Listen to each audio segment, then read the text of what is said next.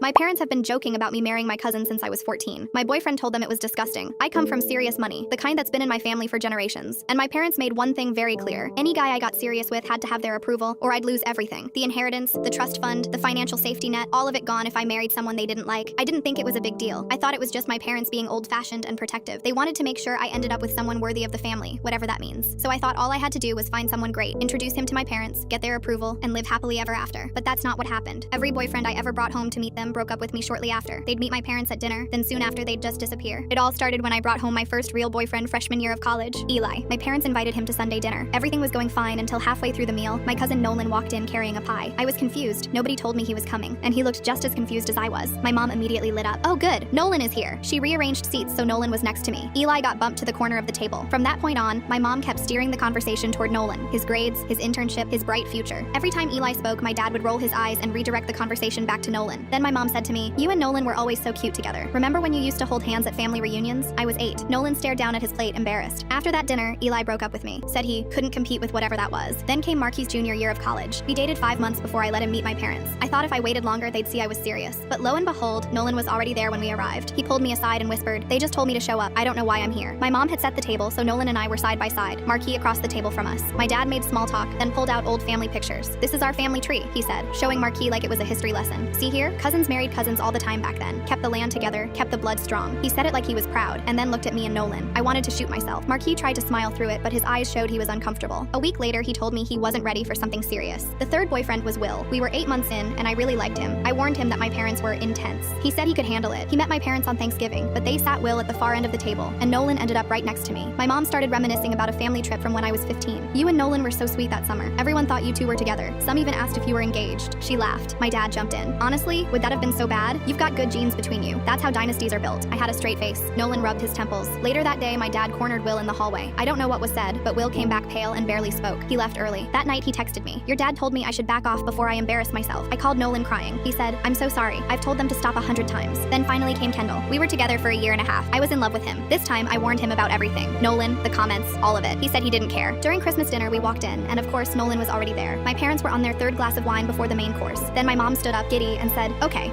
before dessert, we need to see it. You should kiss Nolan." She was looking at me, then at Nolan. My dad started clapping slowly. "Come on, just one kiss. For the family. The ancestors would be proud." Then they were both chanting it. Kiss, kiss, kiss. Like they were freaking 12. I sat frozen. Nolan looked horrified. Kendall stood up. "What is wrong with you people? That's disgusting." My dad's face went cold. "Watch your tone, son. You're a guest here." My mom turned to me. "If you walk out that door with him, you're done. No inheritance, no properties, nothing." I looked at her, then at my dad. Then I grabbed Kendall's hand. "I'd rather be happy than whatever this is." Nolan caught my arm at the door. "I mean, I'd be open to it, if you are." Kendall punched him.